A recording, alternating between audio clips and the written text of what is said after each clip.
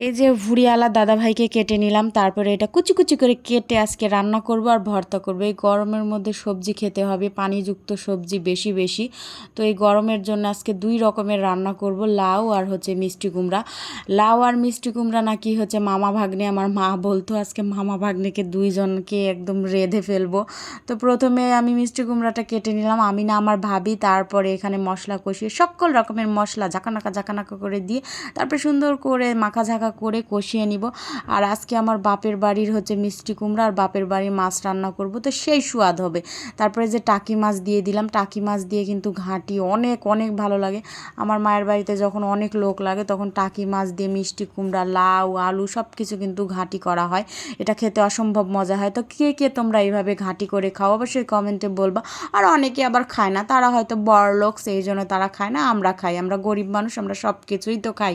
তো তারপরে এই যে লাউটা দিয়ে সুন্দর করে কষে কষে, এখানে কিন্তু লাউয়ে আমি একটুকুও জল ব্যবহার করিনি, লাউ থেকে যে পানিটা বের হয়েছে আর কষাতে যে মাছ কষাতে যে হচ্ছে পানি দিয়েছিলাম ওটা দিয়ে রান্না হয়ে গেছে। তারপরে এখানে মিষ্টি কুমড়া রান্না করবে একই প্রসেসে, পেঁয়াজ তেলে ভেজে সকল রকমের মশলা দিয়ে ঝাঁকানাকা করে কষিয়ে তারপরে এর ভিতরে টাকি মাছ দিয়ে দিব। এটাও কিন্তু আমার বাপের বাড়ির পুকুরের, পুকুর না একটা গাড্ডি ছিল, ওখানে দেশি মাছ ছিল, কই, কানস, তারপরে টাকি মাছ, এগুলো আমাদের গ্রামের ভাষায় কিন্তু এটা বলে চ্যাং মাছ। সেই চ্যাং মাছ দিয়ে দিলাম, তারপরে এই মিষ্টি কুমড়া দিয়ে দিলাম, মিষ্টি বধূ। তারপরে দিয়ে দেওয়ার পর সুন্দর মতো কষতে হবে। আমি এখানে কিন্তু জল দিয়েছি একটু, তাছাড়া লেগে যাচ্ছিল কড়ায়। আমার ভাবি রান্না করছিল, আমি ভিডিও করছিলাম। তারপর সুন্দর মতো এটা একদম ঘাঁটতে হবে, মানে শুধু নাড়তে হবে। মিষ্টি কুমড়োগুলো সবগুলো একদম ভেঙে ঘাঁটি বানাইতে হবে, ঘাঁটি যেটা বলে আলুর ঘাঁটি তেমন। এই দেখো শেষে ফাইনাল লুকটা এমন হয়েছে, এটাকেই বলে ঘাঁটি গ্রামের ভাষা।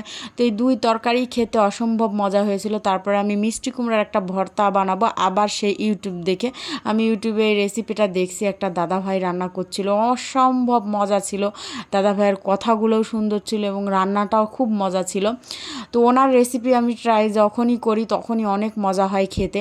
আর যাদের রেসিপি আমি ভয়ে ট্রাই করি না, কারণ খাওয়া যায় না, অনেক রেসিপি আমি রান্না করি খাওয়া যায় না। তো এটা খেতে এত মজা ছিল। পেঁয়াজ আর রসুন সুন্দর মতো আমি তেলে ভেজে নিলাম, তারপরে শুকনো লঙ্কা ভেজে নিলাম, তারপরে এই তেলেই আমি হচ্ছে দিয়ে দেবো মিষ্টি কুমড়া। তো তেলটা একটু নামিয়ে রাখা উচিত ছিল, অনেক আমার ভর্তাতে তেল হয়ে গেছিলো। তো আপনারা যখন রান্না করবেন তখন একটু তেল কম দিয়েন। এই গরমের মধ্যে কিন্তু তেল বেশি দিয়ে রান্না করা যাবে না। তারপরে আমার সেই স্পেশাল মানে বাটনা বের করে নিলাম, যেটা কেনার পর আমার ভর্তা খাওয়ার জিবলাটা অনেক বড় হয়ে গেছে।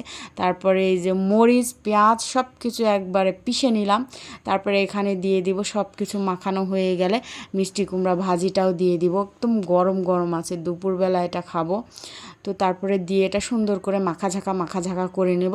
এই দেখুন এইবার হয়ে গেল। তারপরে 1 প্লেট গরম ভাত নিয়ে বসে পড়ুন আর জিবলার মধ্যে দিতে থাকুন আর উপভোগ করতে থাকুন। আজকে এই পর্যন্ত।